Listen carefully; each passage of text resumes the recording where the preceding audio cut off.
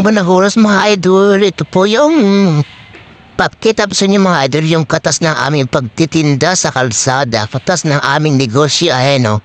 Nakabili na po kami ng e-bike para pamgamit namin sa pagdi-deliver namin. Kasi kung may order, ang ginagamit kami namin sidecar.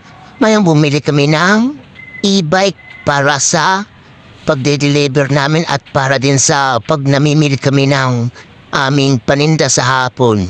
Ito, meron na kami magamit, di kami mahirapan magpadyak-padyak. May panggamit na po kami sa pang-araw-araw, paghatid sa estudyante, pagsundo sa estudyante at pag-deliver sa aming mga order.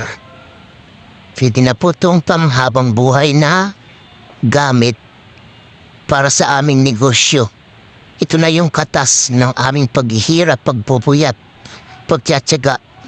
Pagtitinda namin sa kalsada, ito na po yung katas.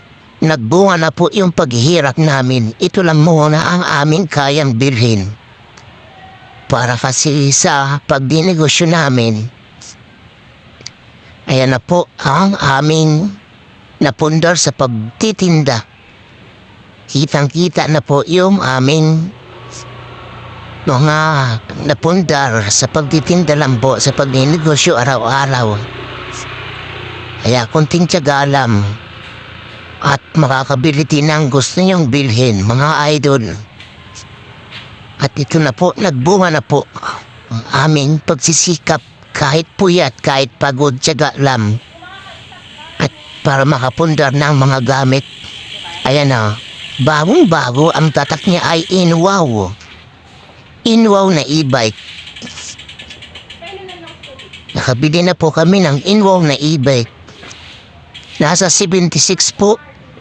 Kas, ang aming pagkabili nito mga idol.